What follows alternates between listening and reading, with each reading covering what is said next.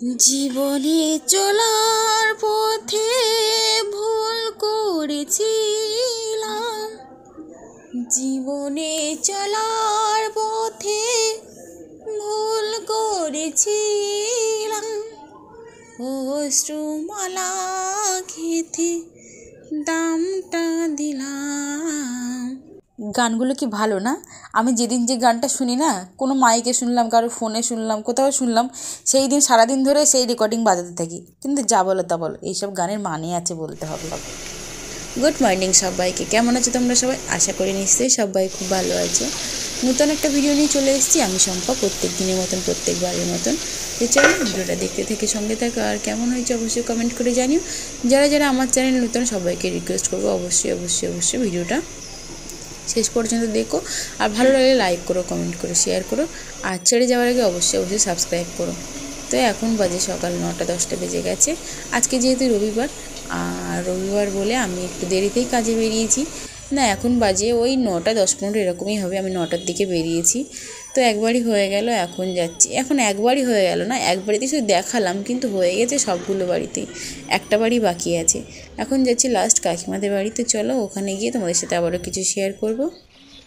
এই দেখো কাকিমা আজকের এই ফুলের টবটা, রাধাকৃষ্ণর ফুলের টবটা, মঞ্চ যেটা হয় আর কি। তো ফ্ল্যাট বাড়িতে মঞ্চ তো আর হয় না, নিজস্ব বাড়ি থাকলে মঞ্চ হয়, ফ্ল্যাট বাড়িতে মঞ্চ হয় না। তো রাধাকৃষ্ণের একটা টব দিয়ে নিয়ে এসছে আর কি। বেশ ভালোই লেগেছে, সুন্দর লেগেছে না? আমারও খুব পছন্দ হয়েছে, কিন্তু রাখার জায়গা থাকলে আমিও না নিতাম, এরকম একটা ব্যাপার। খুব দারুণ লেগেছে। এপাশে পদ্ম ফুল আছে, সামনে রাধাকৃষ্ণ আছে, ওপাশে ওং আছে, আর পিছন দিকটা কী আছে অবশ্যই বুঝতে পারছি না। যাও কিছু একটা হয়তো হবে।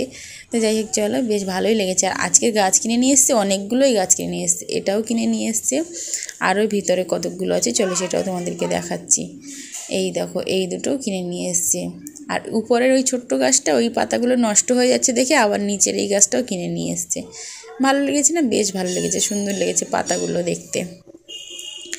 তো যাই হোক, চলো, গাছ অনেক দেখানো হলো, এইবার পরবর্তী স্টেপ কী থাকে সেটা দেখা যাক। এই দেখো, এখানে দাঁড়ালেই দেখতে পাই যে আমি কত খারাপ মানুষ, আমি কত বাজে মানুষ।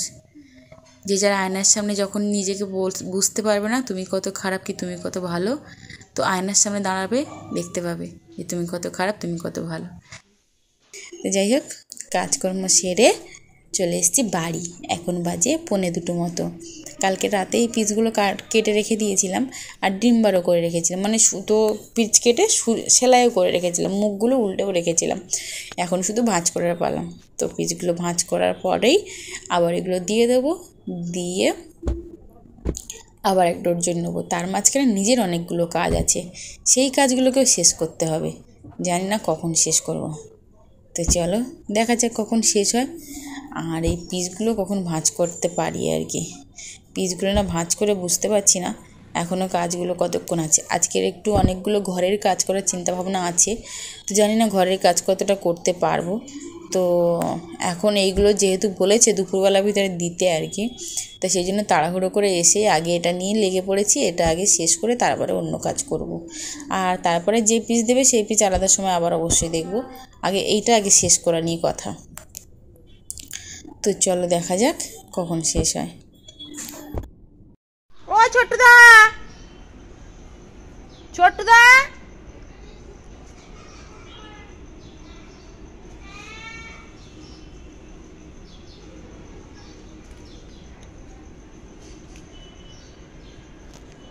তো ওই পিসগুলো হয়ে গেছে, ওই জন্য ডেকে দিচ্ছি যাতে এসে নিয়ে যায় আর কি। আর যেহেতু আমার পাশাপাশি, ফোন নাম্বারটা রাখা হয় না, ডেকেই বলে দেই।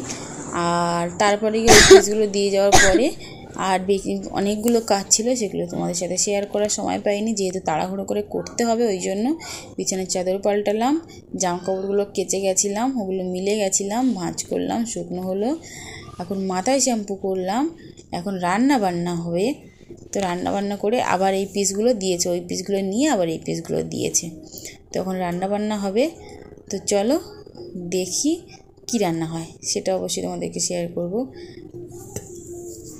এখন বাজে কটা বাজে বলো তো? 5টা বাজে। আর মাথাটাতে শ্যাম্পু করে সবেমাত্র উঠলাম। এখন অনেকগুলো মেন কাজ খাওয়া হয়নি, খেতে হবে। আগে অন্যর কাজগুলো শেষ করলাম, ঘরে একটু কাজ ছিল সেগুলো শেষ করলাম, বসে পড়েছি রান্নায়। মানে এই করব সকালে না একটু ভাত খেয়ে বেরিয়েছিলাম, তো সেই জন্য আর করবো বলে করা হয়নি। তো যাই হোক চলো, এখানে রান্না হচ্ছে টমেটো আলু বেগুন দিয়ে একটা তরকারি হচ্ছে। বেগুন ছিল আগের দিন, বেগুনটা শুকনো হয়ে যাচ্ছে দেখে সেটা আবার কেটে দিয়েছি। ওই জন্য টমেটো আলু বেগুনটা রান্না করে নিচ্ছি, বেগুনগুলো নষ্ট হয়ে যাচ্ছে বলে। দারুণ লাগে খেতে জানো তো। আর আমি তো যেহেতু নিরামিষ হয়ে গেছি, মানে মাছের গন্ধটা খুব একটা নেওয়া যায় না, নিতে পারি না আর কি, সেই জন্যে এখন নিরামিষ হয়ে গেছি। তো এটাই আমার বেশ ভালো লাগে খেতে। আর লঙ্কা 2-3টে কাঁচা লঙ্কায় কেটে দিয়েছি, ওর মধ্যেই যা ঝাল হবে সেটাই হয়ে যাবে। তো সেই গেঞ্জিগুলো শেষ করে ধরে এখন তো রাত 7টা বাজতে চললো আর কি, রাত 7টা বাজতে চললো। রান্না করে খেয়ে দিয়ে নিয়ে দিদি এসেছিলো, ও একটু হাতে হাতে সুতো কেটে দিয়েছিল, যেহেতু ও এখনও সেলাই করতে পারে না, সুতোটাই কাটতে পারে, সেই জন্য ও একটু হাতে হাতে সুতো কেটে দিয়েছিল। তো আমি গেঞ্জিগুলো রেডি হয়ে গেছে, আবারও ওগুলো রেডি হয়ে গেছে, রেডি করে দিয়ে আমি আবারও চলে এসেছি, রুটি করতে যাচ্ছি এবার, মানে কাজে যাচ্ছি। এই বেরোলাম, এখন বাজে 7টা 2 হয়ে গেছে, তাও তাড়াতাড়ি করে যাচ্ছি, কারণ কি বলেছি 7টার মধ্যে আসবো, 2-5 মিনিট তো হতেই পারে এরকম ব্যাপার আর কি। তো ওই জন্য তাড়াহুড়ো করে যাচ্ছি। তো চলো গিয়ে তোমাদের সাথে আবারও কথা বলবো, সঙ্গে থেকো আর দেখতে থেকো।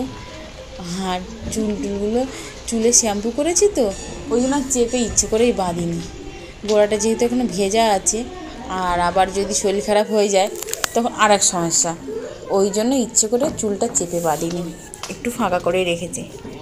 তো চলে এসেছি রুটির দোকানে, তো চলে এসেছি, বুঝতেই পারছো।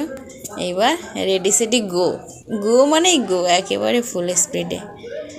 দিনে মানে অন্তত মিনিমাম 1 কিলো গুঁড়ি লাগে শুধু বেলতে, তাহলে 1 কিলো যদি গুঁড়ি লাগে তাহলে আন্দাজ করতে পারছো ক কিলো আটা বেলতে হয়। 5 থেকে 6 কিলো তো বেলতেই হয়। কাজ করো, কাজ না করলে কিচ্ছু হবে না, জানো তো একটা বাস্তব কথা। কাজ করো, সৎ বুদ্ধি, সৎ ভক্তি আর সৎ মন নিয়ে কাজ করো, দেখবে সব ঠিক হয়ে যাবে একদিন। যারা দূরে থাকবে তারাও কাছে আসবে, আর যারা ভালোবাসে না তারাও ভালোবাসবে। কিন্তু অসৎ বুদ্ধি নিয়ে কিচ্ছু করো না, সেটাতে কিচ্ছু হয় না, যা হয় তা ক্ষণিকের। এখন বাজে 9টা 9:30 এরকমই হবে। তো ভাবলাম কালকের কি ভিডিও দেবো, সেরকমভাবে তো কিছু ভিডিওই করা হয়নি, তো যেই সব কারিগিত করছি ওসবই তোমাদের সাথে শেয়ার করি একটু, যদি ভালো লাগে আর কি তোমাদের, তো সেই অনুযায়ী করা আর কি। তো তোমাদের কেমন লাগছে অবশ্যই কমেন্ট করে জানিও।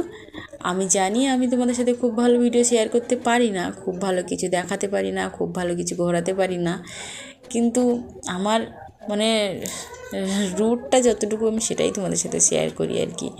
আর সত্যিকারের কথা কি বলো তো, মানে এখন মানে ইচ্ছেটাই আর সেরকমভাবে করে উঠতে পারি না আর কি, যে এক্সট্রা কিছু তোমাদের সাথে শেয়ার করব সেই ইচ্ছেটাও আর করে না। তো যাই হোক চলো, 1 বাটি আটা গুঁড়ি নিলে ওই বাটির মধ্যে মানে 250 গ্রাম করে আটা থাকে, ওইটা গুঁড়ি নিলে খুব জোর আর 1 ঘন্টার মধ্যে ওই গুঁড়িটা শেষ হয়ে যায়।